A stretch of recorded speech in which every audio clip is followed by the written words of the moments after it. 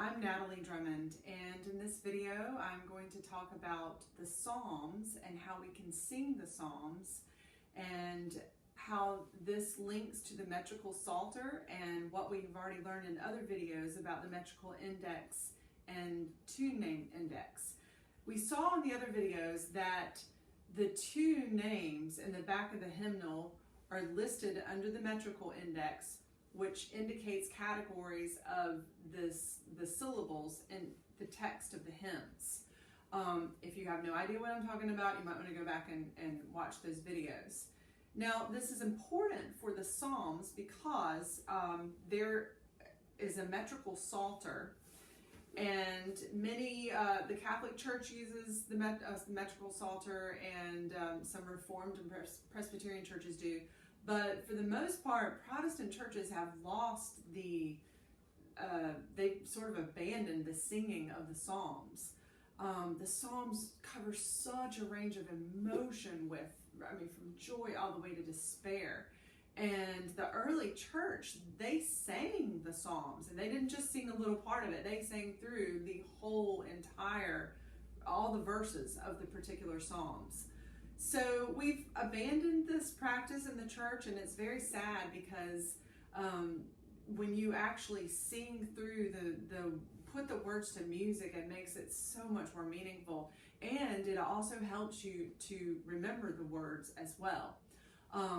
Charles and John Wesley were both fervent believers in hymn singing in the church, and they believed that it was useful for implanting doctrine into believers. So, in other words, there was but so much you could get from a sermon or from even reading your Bible on your own, but when you sang hymns with these really rich texts, and that is a key too, is that they believed that the text had to be doctrinally sound and biblically grounded. But when you're singing those doctrinal truths, they're implanted in your soul, and they were real believers in that, and that's another reason why I think singing the Psalms would be a great practice for us to bring back.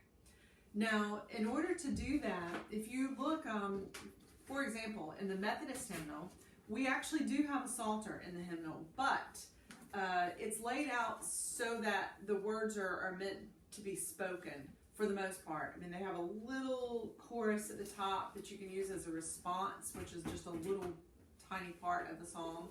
But for the most part, it's a spoken psalter. So if we look at a metrical psalter, and there are several, but I'm actually going to use the one by Julie and Timothy Tennant as an example. This is a metrical psalter, the Book of Psalms, set to meter for singing, because this is an excellent psalter. They have been very faithful to the original text, and yet they've made the text of the Psalms very singable and very speakable. So they go through and they give text for every one of the Psalms. So the first part of the book, they talk about how to use this, but we've already talked about meter and how that works. So I'm going to flip to a psalm in here. For example, Psalm 90. Psalm 90 is written in the Psalter in common meter. So you could look in the back of your hymnal at your metrical index, and you could find common meter, and then any of the tunes that are listed there, you could flip to them and see if you know them. Any of those tunes you could actually use to sing the text of this psalm that's written in the Psalter. So, for example, Amazing Grace that's in common meter. So that tune could be matched to Psalm 90. So I'm just going to sing through the first line, the first verse of it, because this is too long for me to sing here, but just to demonstrate what you could do. Lord, you have been our dwelling place through generations all, from age to age, our hiding place, our refuge whom we call. that's just the first verse. And of course, I just sang through the whole tune of Amazing Grace. You'll see that Psalm 90 actually has 17 verses in it.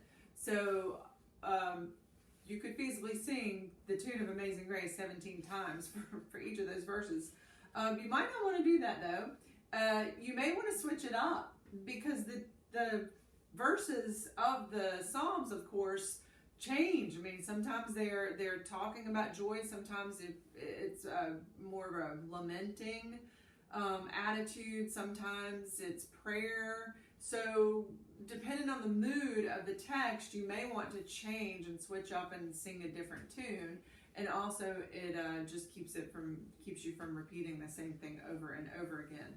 But this is a good way to memorize particular lines of the Psalms that you want to know, or that you really want to have close to your heart, is to put it to a tune and then just sing it. And I think pretty soon you'll have it memorized.